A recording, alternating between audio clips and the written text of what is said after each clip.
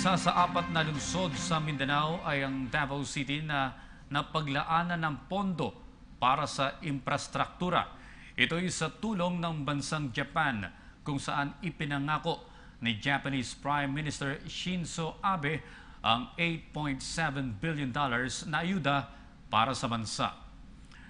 Kaugnay nito, nagpulong ang Davao City Government at ng Japan International Cooperation Agency at tinalakay ang mga gagawing infrastructure projects sa lungsod.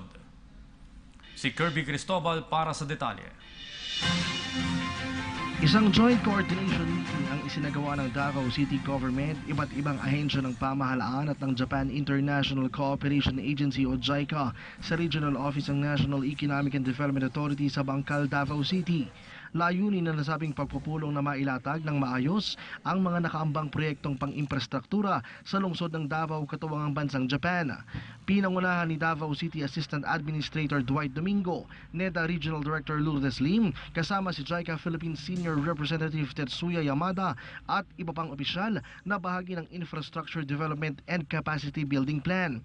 This is really a good opportunity for the city because the people of the JICA team is not, they are composed of, if I may say, highly technical people or knowledgeable people on what they are doing, in planning. So I think they, as mentioned already, they will be bringing in experts if we have concerns on wastewater management. They'll be bringing in people who are experts on that. And these are particular things, or there are a lot of things that, as much as we would want to say that we have a very good city government, we do have a lot of things that medyo kakulangan din sa technical side. We don't have really a lot of experts within our city government. So any help that we can get from reputable and certified experts on how to plan the city or how to do things around here in our city would be a welcome development.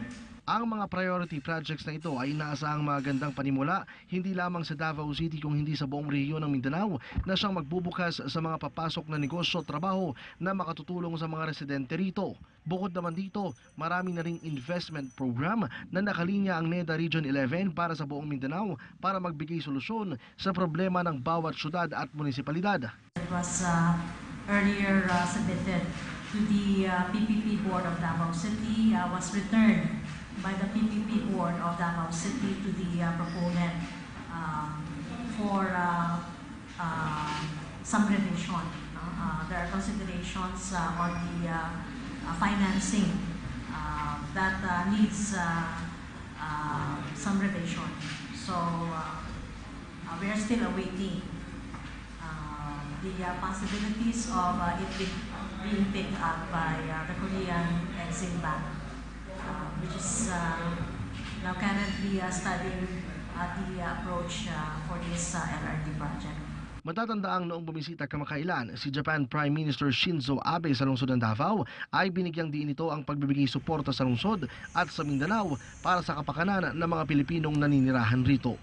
Mula dito sa Davao City para sa PTV News, Kirby Cristobal.